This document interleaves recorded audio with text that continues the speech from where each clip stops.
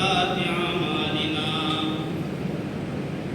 من يهده الله فلا مضل له ومن يضلل فلا هادي له وأشهد أن لا إله إلا الله وحده لا شريك له وأشهد أن محمدا عبده ورسوله أما بعد فإن خير الحديث كتاب الله وخير الهدي هدي محمد صلى الله عليه وسلم وشر الأمور محدثاتها وكل محدثة بدعة وكل بدعة ضلالة وكل ضلالة في النار. فقد قال الله تبارك وتعالى في كلامه المجيد: أعوذ بالله من الشيطان الرجيم. محمد رسول الله والذين معه أشداء على الكفار رحماء بينهم تراهم ركعا سجدا يبتغون فضلا من الله ورضوانا سيماهم في وجوههم من أثر السجود. رب اشرح لي صدري ويسر لي أمري واحلل عقدة من لساني يفقهوا قولي رب زدنی علما. تمام قسم کی حمد و ثنا، کبریائی، بڑائی، برتری، تسبیحات و تحلیلات و تمجیدات اس بات رب العزت کے لیے لائق اور زیبا ہے جو مختار کل ہے، خالق کائنات و مالک ارض و سما ہے. تمام چیزوں کے اختیارات اسی کے ہاتھ میں ہیں. وہ بادشاہوں کا بادشاہ ہے، حاکموں کا حاکم ہے. وہ بات، اس کی ذات ایسی ہے کہ اس کی اجازت کے بغیر درخت کا ایک پتا بھی حرکت نہیں کرتا. جو بھی کچھ اس دنیا کے اندر ہو رہا ہے اس کی مرضی کے مطابق ہو رہا ہے. اس بات رب العزت کا بڑا احسان و کرم ہے ہم لوگوں پر کہ ہم لوگوں کو ایمان کی دولت سے نوازا اور اپنی عبادت کرنے کی توفیق عطا فرمائی. اتنا ہی نہیں بلکہ مزید کرم یہ ہوا کہ ہر پہلو میں اور ہر زمانے میں ہماری رشد و ہدایت کے لیے، ہماری رہنمائی کے لیے بے شمار نبیوں کو، پیغمبروں کو، رسولوں کو اس دنیا کے اندر مبعوث فرمایا. ہزارہ ہزار درود و ثنا منازل اس ہستی اقدس مقدس مطہرہ مبارکہ پر جن کا نام گرامی احمد مصطفیٰ محمد الرسول اللہ صلی اللہ علیہ وسلم ہے. میرے محترم بزرگوں، دوستوں اور عزیز ساتھیوں، خطبہ مسنونہ کے بعد قرآن کریم سے ایک آیت تلاوت کی گئی ہے جو معنی اور مفہوم کے اعتبار سے بہت ہی اہم ہے. آج آپ لوگوں کے سامنے میں بات کرنا چاہتا ہوں کہ اگر کسی کے اندر ایمان پختہ ہو جائے، مضبوط ہو جائے، واقعی اگر خشیت الہی اپنے دلوں کے اندر آ جائے، اللہ کا ڈر اور خوف پیدا ہو جائے، پرہیزگاری آ جائے، تقوی شیاری آ جائے، تو پھر وہ کسی کا محتاج نہیں رہتا. وہ پھر جیے گا دنیا میں اللہ کے لیے، مرے گا تو اللہ کے لیے.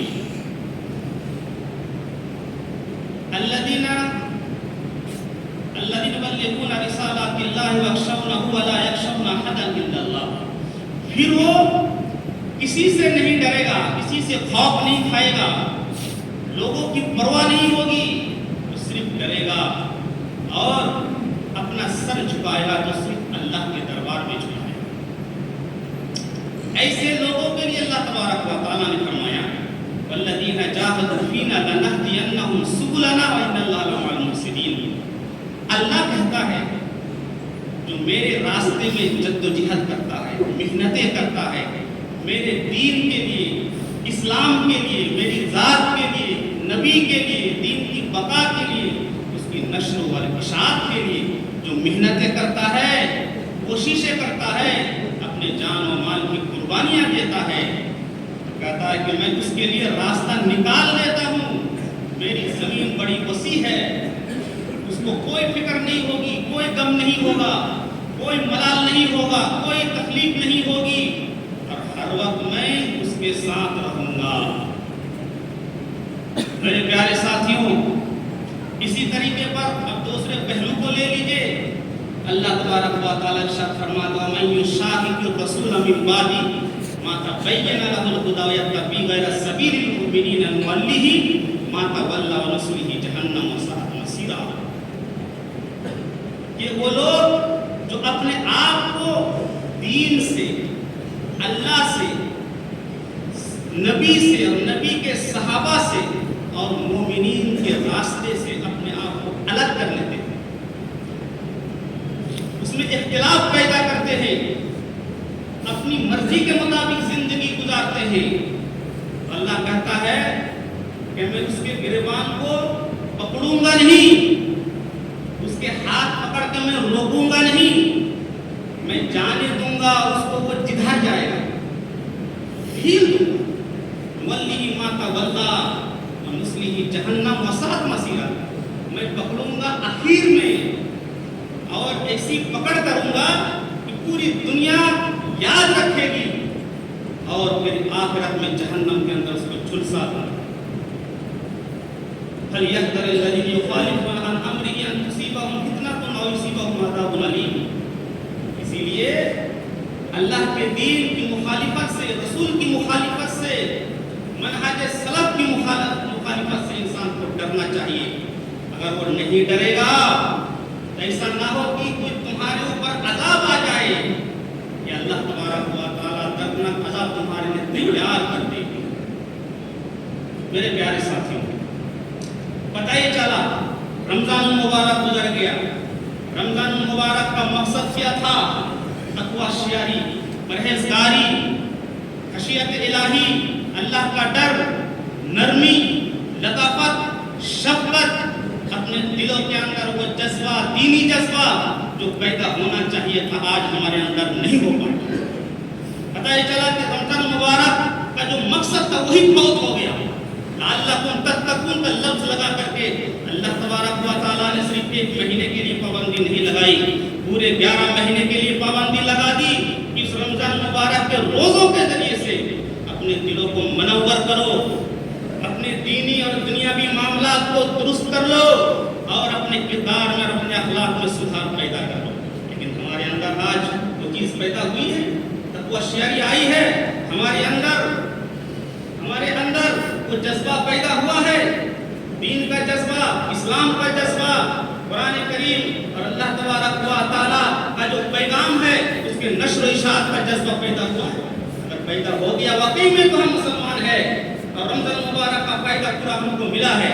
میرے پیارے ساتھیوں, رمضان مبارک کا مہینہ ختم ہوتے ہی مسجد سے لوگ غائب ہو گئے. یہ کیسا ایمان ہے, یہ کیسا اسلام ہے؟ اسلام کبھی پاگل نہیں ہوا ہے, اسلام ہمیشہ کے لیے اٹل ہے اور پوری زندگی میں وہ لاگو ہوتا ہے. اسلام کے ایک پہلو کو مان لیا اور دوسرے پہلو کو ہم نے چھوڑ دیا تو پتہ ہی چلا کہ ہم نے اسلام کے ساتھ, اللہ کے دین کے ساتھ ہم نے کھلواڑ کیا. میرے پیارے ساتھیوں, صحابہ کرام کی زندگی دیکھیے, ان کی زندگی سب سبق دیکھیے. جو قرآن کریم کی تلاوت ہم نے کی ہے, دیکھیے اس کی صفات کی, ایمان والے کی صفات اور کوالٹیاں کیسی ہونی چاہیے. اللہ تبارک و تعالیٰ ارشاد فرماتا ہے محمد رسول اللہ والذین معه اشداء علی الکفار رحماء بینہم. محمد صلی اللہ علیہ وسلم اللہ کا رسول ہے. نبی کریم صلی اللہ علیہ وسلم پر یہ آیت نازل ہوئی اور کہہ دیا گیا کہ یہ نبی یہ آیت پڑھ کر کے آپ صحابہ کو سنا دیں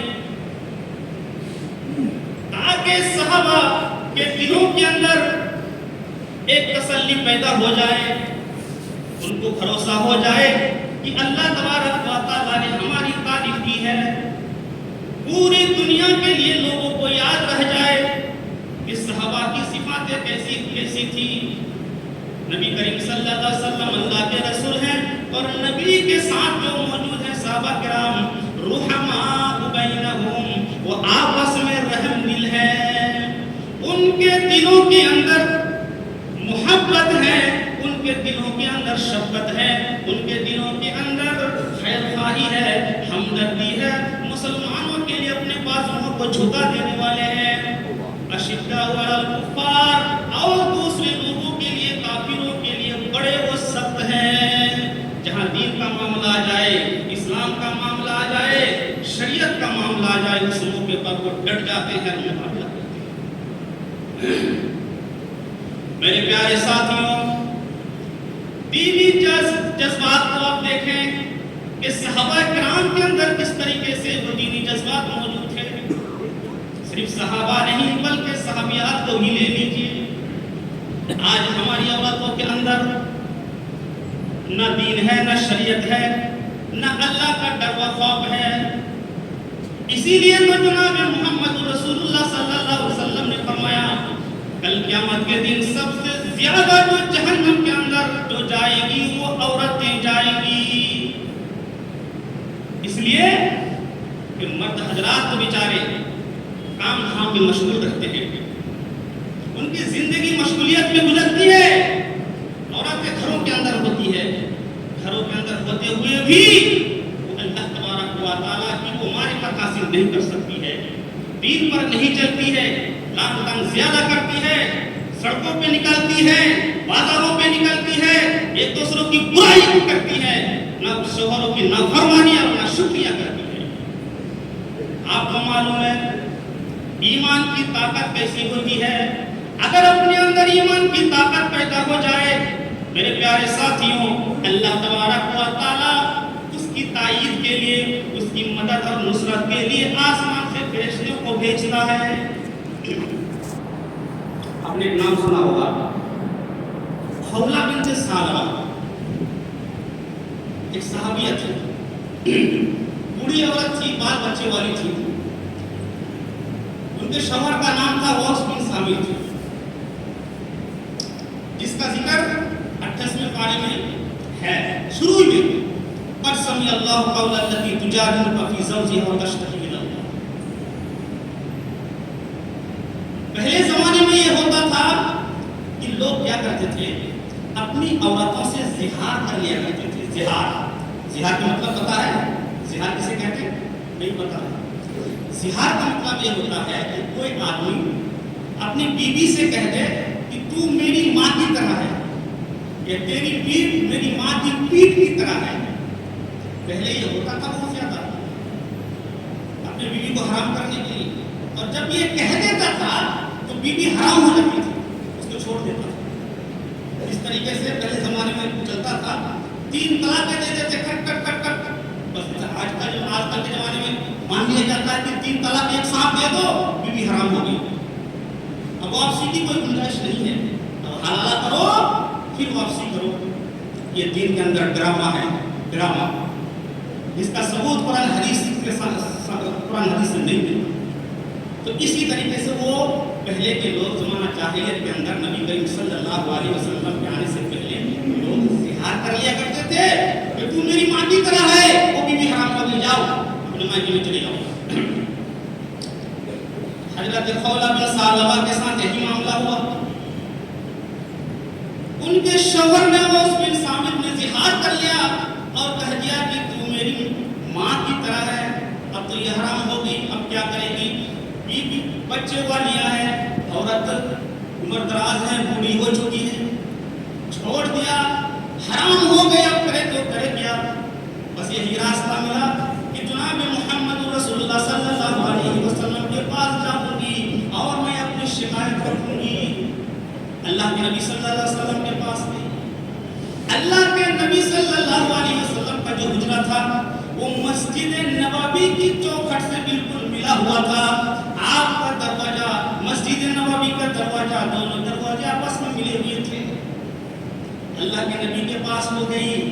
حضرت عائشہ رضی اللہ تعالیٰ عنہ بیان کرتی ہے کہ وہ عورت آتی ہے اور نبی کریم صلی اللہ علیہ وسلم کے پاس بیٹھ جاتی ہے اور کہتی ہے کہ اللہ کے نبی، میرے شوہر نے مجھ سے جہاد کر لیا ہے، میں حرام ہو چکی ہوں، جب تک تو میں جوان تھی میرے سے وہ فائدہ اٹھایا، بچے بھی ہو گئے، اب اس عمر میں کہاں جاؤں گی، میرا گزر بسر کیسے ہوگا؟ اس کا تو کوئی راستہ آپ نکالے، کوئی گنجائش نکالے، کسی طریقے سے میں اپنے شوہر کے پاس چلی جاؤں گی۔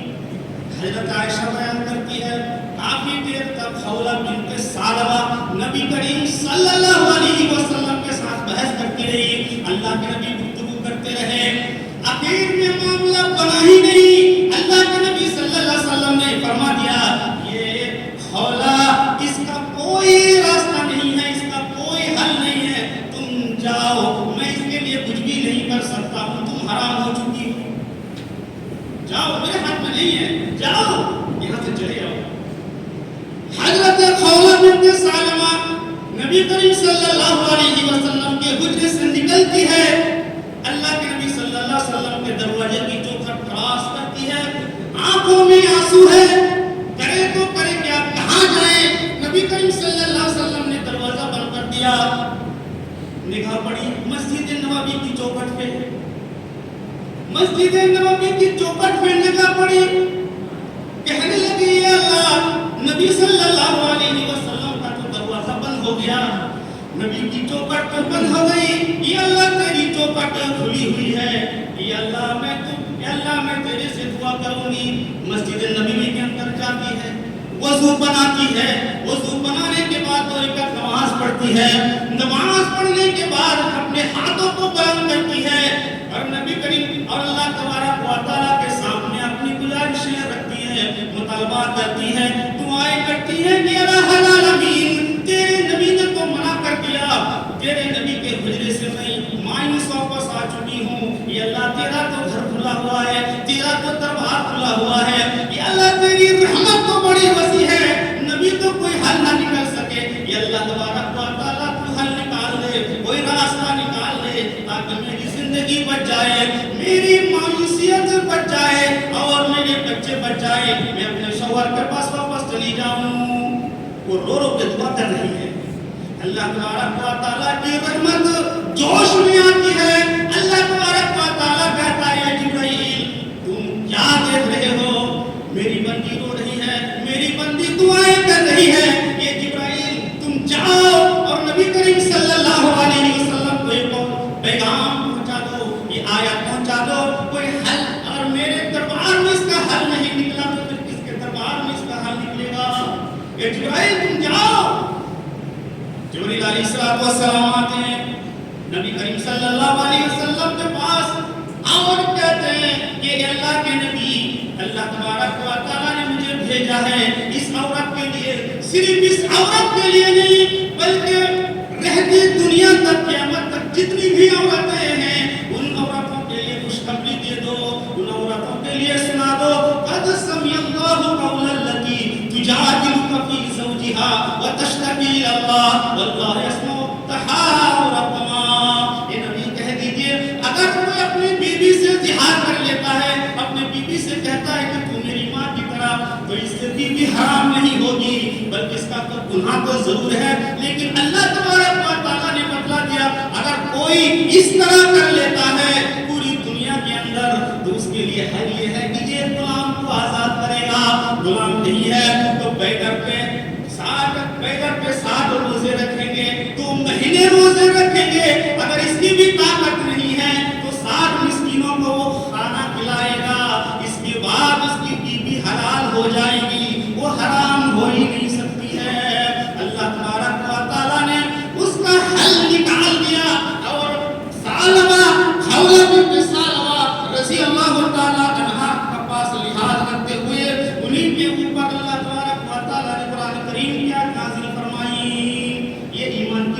ہوتی ہے جب اللہ تبارک و تعالیٰ سے کسی کا لو لگ جاتا ہے، جب اللہ کو یاد کرنے لگتا ہے بے بسی کی عالم میں، مظلومیت کی عالم میں، اللہ تبارک و تعالیٰ غیبی طور پر مدد فرماتا ہے۔ یہی وہ بڑھیا کو سنا دیا گیا اور وہ چلی گئی اور اپنے شوہر کے پاس چلی گئی، یہ حکم صادر ہو گیا پوری دنیا کی عورتوں کے لیے۔ میرے پیارے ساتھیوں، یہی وہ بڑھیا تھی، یہی وہ خولہ بنت ثعلبہ تھی جو عمر فاروق رضی اللہ تعالیٰ عنہ کا زمانہ آیا، وہ بڑھیا لاٹھی لے کر کے چل رہی ہے، راستے میں حضرت عمر فاروق رضی اللہ تعالیٰ عنہ جا رہے ہیں، حضرت عمر فاروق کے ساتھ اور بھی ایک قافلہ ہے، بہت سارے لوگ ہیں، کہیں پر جا رہا ہے، یہ بہت ہی بڑا قافلہ ہے۔ وہ عورت سامنے سے آتی ہے، نمودار ہوتی ہے اور حضرت عمر فاروق رضی اللہ تعالیٰ عنہ سے کہتی ہے یا امیر المومنین، یہ عمر اپنے سواری سے اتر جا، اپنے سواری سے اتر جا، آؤ مجھ سے کچھ باتیں کرنی ہے۔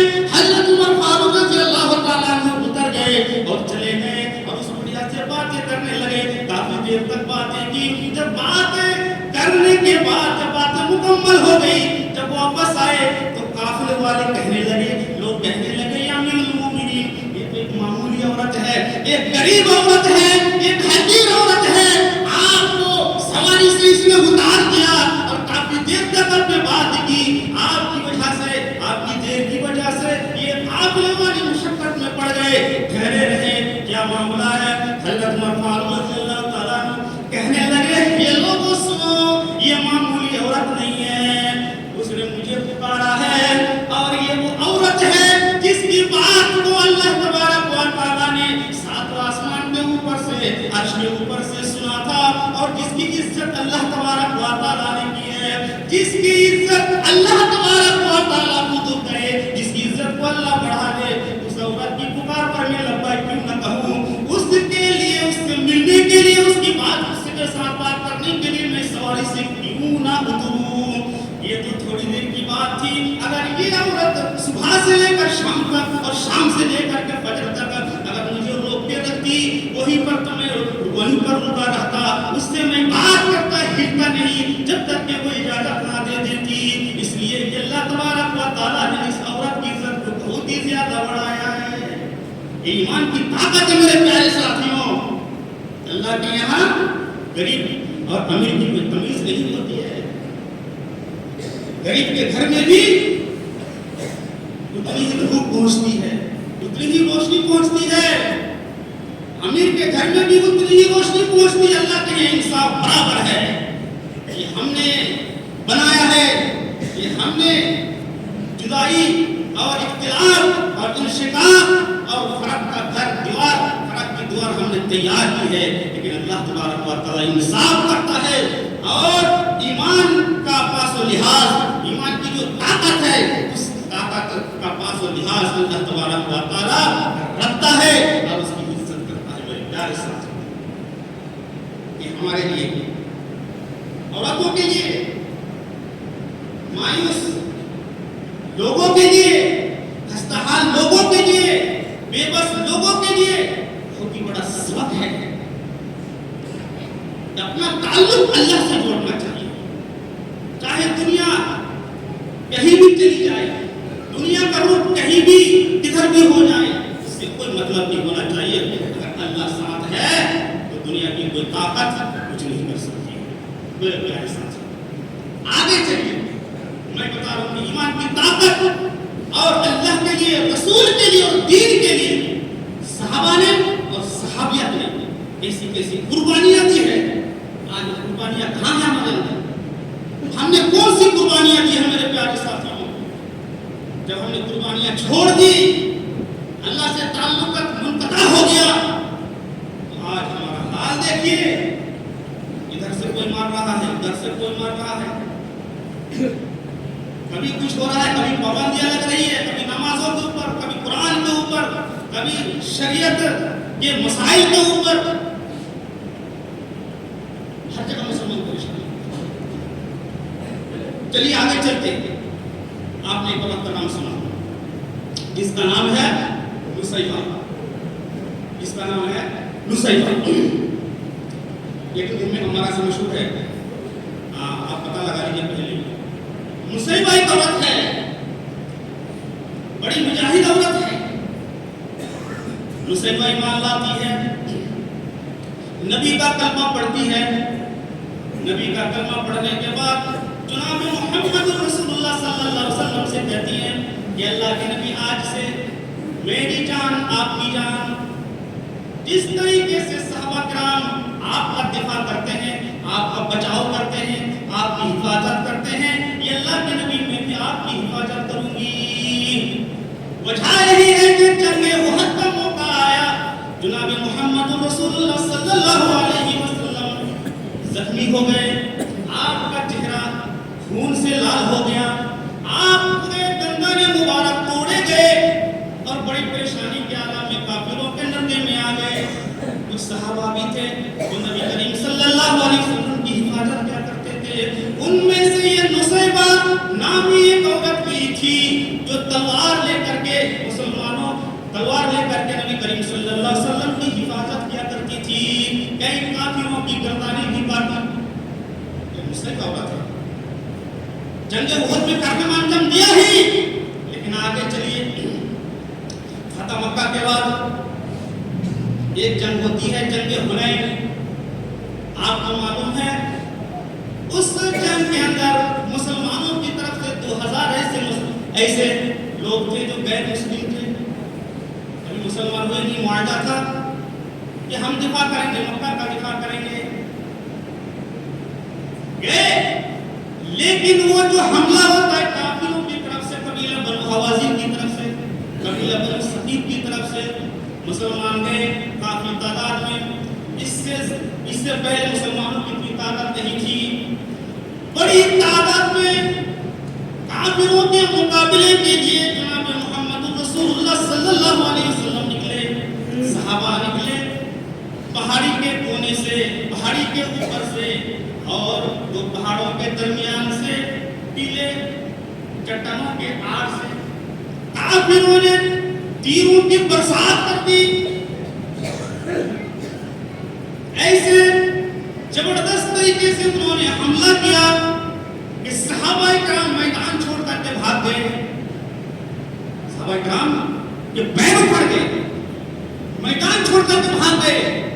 نبی کریم صلی اللہ علیہ وسلم وہیں پر موجود ہیں، اللہ کے نبی صلی اللہ علیہ وسلم نے دیکھا صحابہ چلے گئے، اللہ کے نبی نے آواز لگائی، انا النبی لا کذب وانا ابن عبد المطلب، یہ لوگوں یہ میرے صحابہ تم کہاں چلے گئے ہو، میں تو یہاں پر کھڑا ہوں، میرے پاس آؤ اور میرے سے مل کر کے، میرے ساتھ مل کر کے ان کے ساتھ مقابلہ کرو، ابھی میں زندہ ہوں، ابھی میں موجود ہوں، میں اللہ کا نبی ہوں، میں جھوٹا نبی نہیں ہوں، میں تو عبد المطلب کا بیٹا ہوں، میرے پاس آؤ۔ نبی کریم صلی اللہ علیہ وسلم اکیلے ڈٹے ہوئے ہیں، میدان جنگ میں اکیلے موجود ہیں، لیکن صحابہ کرام چلے گئے، میدان چھوڑ دیا، اور چھوڑنے کے بعد وہ نصیبہ عورت آتی ہے، نصیبہ عورت اس موقع پر دیکھیے اس کا ان کا کارنامہ میں بتا رہا ہوں، کارنامہ دیکھیے عورت کا کارنامہ۔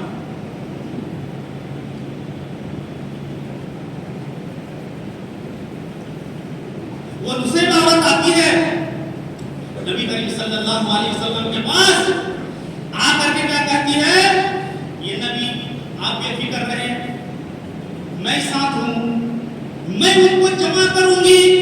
وہ نصیبہ عورت ایک ٹیلے پر چڑھتی ہے اور پکارتی ہے، یہ انصاریوں تم کہاں چلے گئے ہو اپنے نبی کو چھوڑ کر کے، یہ انصاری، کیونکہ وہ انصاری عورت تھی، وہ یہ انصاری آؤ، اور آ کر کے نبی کریم صلی اللہ علیہ وسلم کا ساتھ دو، حلما الی الموت، یہ صحابہ، یہ میرے ساتھیوں، آ جاؤ اور موت کو اپنے گلے میں لگاؤ، شہادت کو اپنے گلے میں لگاؤ، تمہاری جیت ہوگی۔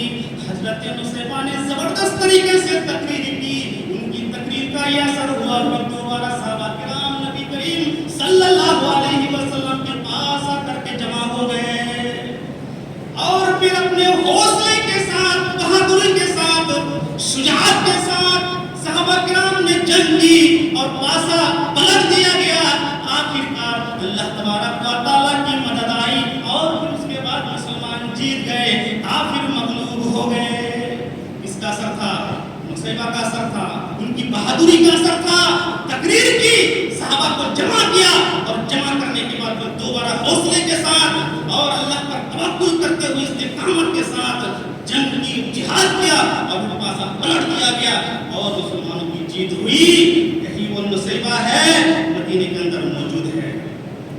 اب دیکھیے اس زمانے میں ایک جھوٹا نبی پیدا ہوتا ہے، جھوٹا نبی، اس کو کہتے ہیں مسلمہ کذاب، یہ نجد کا رہنے والا تھا۔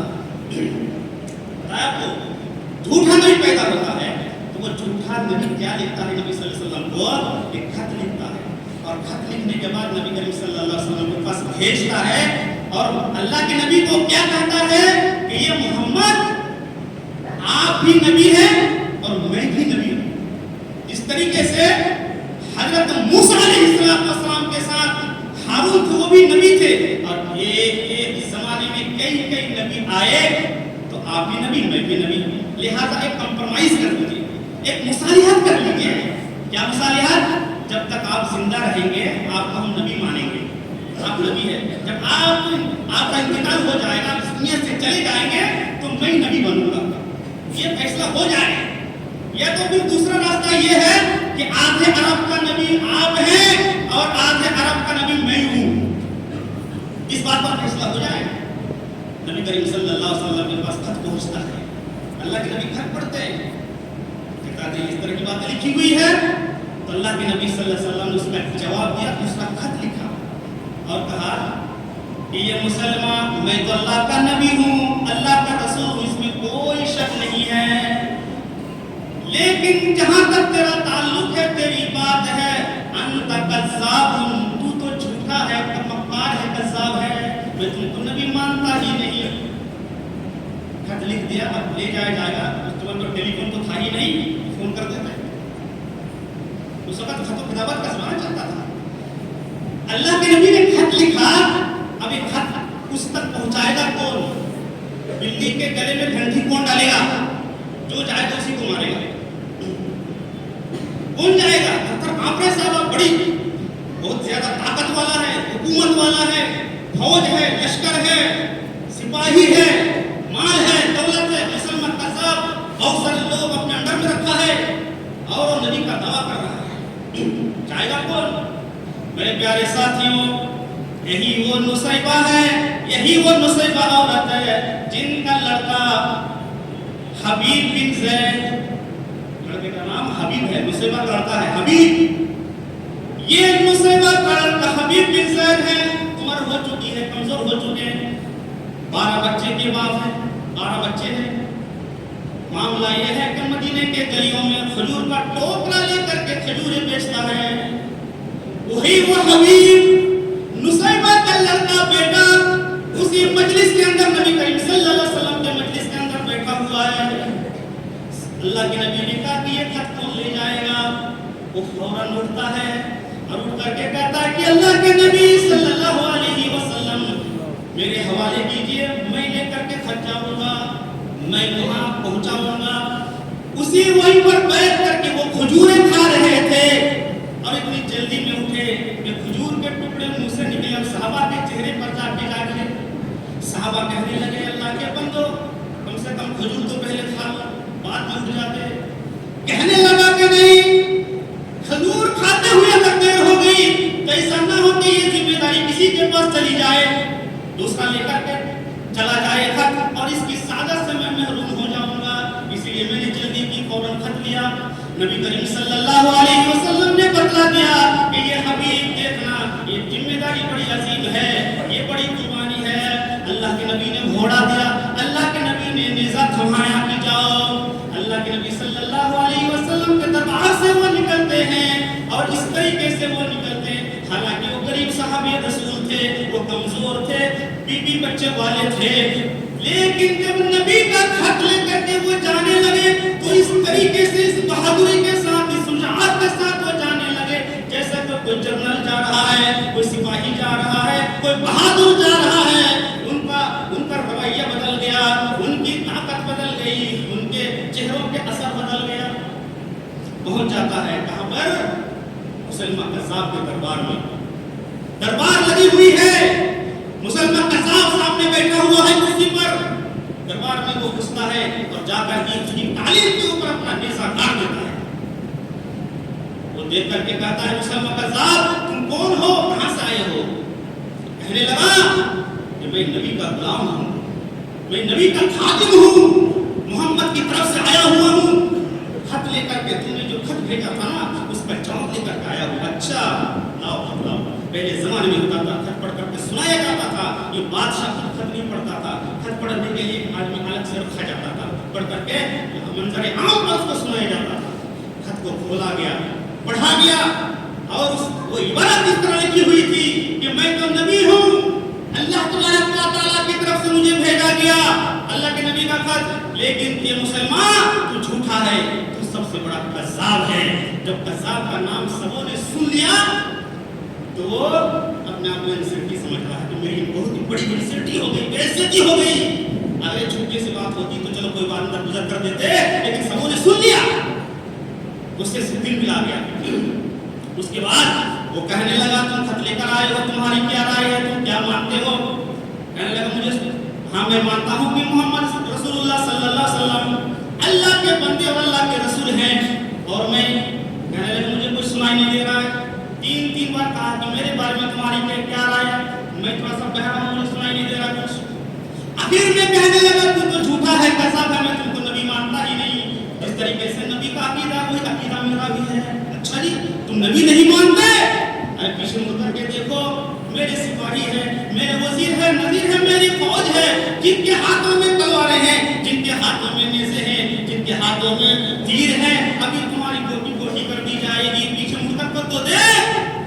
کہنے لگا پیچھے مڑ کر کے میں کیوں دیکھوں گا, جب نبی کریم صلی اللہ علیہ وسلم سے میں جدا ہوا اور خط لے کر کے جب آیا تو میرے بچے بھی تھے. کچھ بچے ایسے میرے ہیں جو دودھ پینے والے ہیں, کچھ بچے میرے ایسے ہیں جو ابھی چلنا جن کو نہیں آتا ہے. ان بچوں کو میں نے جب چھوڑا تو پیچھے مڑ کر کے میں ان کی طرف دیکھا ہی نہیں. نبی کریم صلی اللہ علیہ وسلم کا خط لے کر کے میں آ گیا, اپنے بچوں کو پیچھے مڑ کر کے میں نہیں دیکھا. تو تم کہہ رہے پیچھے مڑ کر کے دیکھو, میں پیچھے مڑ کر دیکھتا ہی نہیں.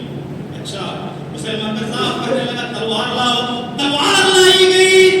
کہنے لگا دیکھو میں تمہیں قتل کر دوں گا. کوئی بات نہیں, میرا عقیدہ وہی ہے جو نبی کریم صلی اللہ علیہ وسلم کا عقیدہ ہے. تلوار لائی گئی, تلوار ماری, ایک بازو کو کاٹ دیا, ایک ہاتھ کو کاٹ کر کے نیچے گرا دیا. کہنے لگا اب کیسا لگ رہا ہے, اب تمہاری رائے بدلی ہے نہیں بدلی بولو. کہنے لگے ارے تم مجھے آزماتے ہو, مجھے تو آزمایا جا چکا ہے جنگ بدر میں بھی, مجھے آزمایا جا چکا ہے جنگ احد میں بھی, کئی جنگوں میں مجھے آزمایا جا چکا ہے. اس آزمائش سے میں ڈرنے والا نہیں ہوں. میرے پیارے ساتھیوں, دوسرا وار کیا, دوسری پر تلوار چلائی, دوسرا بازو کاٹ دیا گیا. اب کہنے لگا بتاؤ اب کیسا لگ رہا ہے, اب تو تیری گردن ماری جائے گی. گردن پر تلوار رکھ دی گئی. اب تو سامنے تمہاری موت ہے, میں تم کو تو مار ڈالوں گا.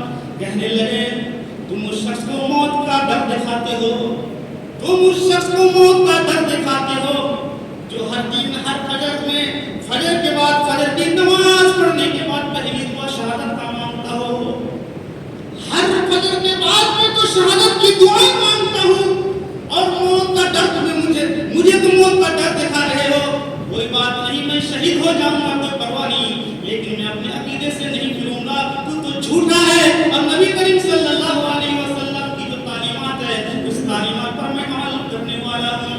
میرے پیارے ساتھیوں, گردن پر تلوار ماری, گردن نیچے اتر گئی, قتل کر دیا گیا. جناب محمد رسول اللہ صلی اللہ علیہ وسلم مدینے کے اندر بیٹھے ہوئے ہیں. جیسے ہی یہ شہید ہوئے, اللہ کے نبی صلی اللہ علیہ وسلم کی آنکھوں سے آنسو بہنے لگے. صحابہ سے کہنے لگے, صحابہ کہنے لگے اللہ کے حبیب آپ کی آنکھوں میں آنسو کیسے آ گئے؟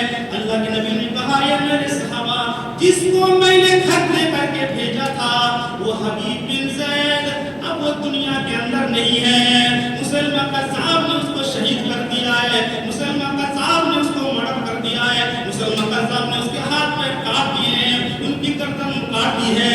اسی لیے اب سے اس کی وجہ سے میری آنکھوں سے آنسو بہ رہے ہیں. جبرائیل علیہ السلام نے مجھے بتا دیا, میرے پیارے ساتھیوں یہیں تک بس نہیں کیا، مسلمہ قذاب نے لاش کو اٹھایا، اب اٹھا کر کے اس کی بوٹیاں بنائی، لاش کے ٹکڑے ٹکڑے کیے، ٹکڑے ٹکڑے کر کر کے بستے میں ڈال دیا، اور بستے میں ڈال کر کے کہا کہ اس لاش کو، اس ٹکڑیوں کو تم لے جاؤ اور اس کی ماں کے پاس پہنچا دو۔ نصیبہ ماں ہے، حبیب کی ماں کے پاس وہ لاش پہنچتی ہے، وہ بستہ پہنچتا ہے، وہ بورا کٹا پہنچتا ہے، جو گوشت کی شکل میں، بوٹی کی شکل میں وہ پہنچ جاتی ہے۔ کہنے لگا کیا ہے؟ کہ تیری بیٹے کی لاش ہے۔ نصیبہ رضی اللہ تعالی عنہا نے کہا دکھاؤ۔ اس لاش کو دیکھا جو بوٹیوں میں تقسیم تھی، کیما بنا دیا گیا تھا، نہ پیر تھا، نہ ہاتھ تھا، نہ چہرہ تھا، کچھ بھی نہیں تھا، بوٹیوں میں تقسیم کر دیا گیا۔ آج کل کی عورتیں اگر ہوتی رونا دھونا پیٹنا اور پتہ نہیں کیا کرتی۔ میرے پیارے ساتھیوں دیکھیے ایمان، دیکھیے دین کے اندر جذبہ، دیکھیے اپنے بیٹے کی لاش کو دیکھ کر کے نگاہیں آسمان میں کر لیتی ہے اور پکار کر کے کہتی ہے وَأَتُّهُ لِمِثْلِ هَذَا وَاحْتَسَبْتُهُ عِندَ اللَّهِ۔ یا الہ العالمین، اپنے بیٹے کو تو میں نے اسی دن کے لیے تیار کیا تھا، یا اللہ اپنے بیٹے کو تو میں اسی دن کے لیے پیدا کیا تھا، مجھے کوئی ملال نہیں ہے، میرے بیٹے کی شہادت کی وجہ سے، اس کی برکت کی وجہ سے، یا اللہ تم مجھ سے خوش ہو جا، یا اللہ تم مجھ سے خوش ہو جا، مجھے بھی جنت الفردوس میں اعلیٰ مقام عطا فرما دینا، یا الہ العالمین کوئی مجھے ملال نہیں ہے۔ اللہ کے نبی صلی اللہ علیہ وسلم کو جب پتا چلا کہ نصیبہ کے پاس لاش پہنچ گئی ہے تو خوشخبری دی ہے، یہ نصیبہ تم خوش ہو جاؤ، یہ نصیبہ تم خوش ہو جاؤ، تمہارے بیٹے کے لیے اللہ تبارک و تعالیٰ نے جنت کے سارے دروازے کھول دیے ہیں، یہ نصیبہ خوش ہو جاؤ۔ میرے پیارے ساتھیوں یہ بہت عورت، یہ دین کے لیے مرنے مٹنے والی عورت، آج ہم مرد ہیں، ہم سے دین کا کام نہیں ہو پا رہا۔ ان کی قربانیوں کو یاد کرو، ان کی زندگی کو یاد کرو، اپنی زندگی کو سدھارو۔ میرے پیارے ساتھیوں آج مسلمانوں کی حالت صحیح نہیں ہے، فلسطین میں مسلمان مر رہے ہیں، بچے مر رہے ہیں، عورتیں مر رہی ہیں، عراقی مر رہے ہیں، شامی مر رہے ہیں، ہر اعتبار سے مسلمانوں پر یہ کمال ہے۔ میرے پیارے ساتھیوں کہیں پر تو ہماری بہن بیٹیاں مرتد ہو رہی ہیں اور نوجوان بگڑ رہے ہیں، ہمارا گردی کے شکار ہو رہے ہیں۔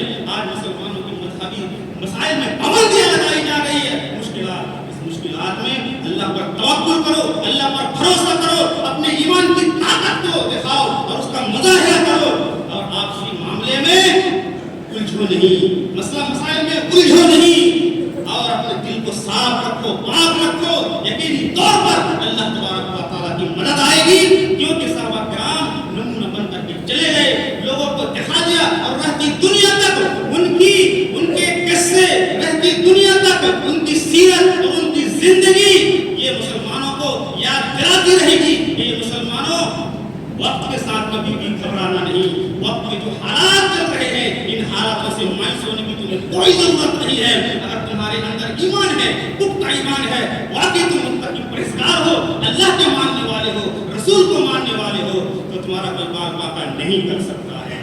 اللہ تبارک و تعالیٰ سے دعا ہے کہ اللہ العالمین ہمیں کہنے سننے سے زیادہ عمل کرنے کی توفیق عطا فرما۔ یا الہ العالمین صحابہ جیسے زندگی ہمارے دلوں کے اندر پیدا فرمائے۔ یا الہ العالمین جب تک کہ ہم اس دنیا کے اندر جیے ایمان اور اسلام کے ساتھ، جب ہمارا خاتمہ ہو تو ایمان کے ساتھ ہو۔ اللہ جو پریشان حال لوگ ہیں ان کی پریشانیوں کو دور فرما، جو بیمار ہیں اللہ انہیں شفائے کاملہ عاجلہ عطا فرما۔ تمام مسلمان بھائیوں کے اتفاق اور اتحاد کے ساتھ زندگی گزارنے کی توفیق عطا فرما۔ ہمارے دلوں سے نفرتوں کو، بغض کو، حسد کو، عداوت کو دور فرما دے۔ سب کو بھائی بھائی بن کر کے، ایک بن کر کے زندگی گزارنے کی توفیق عطا فرما۔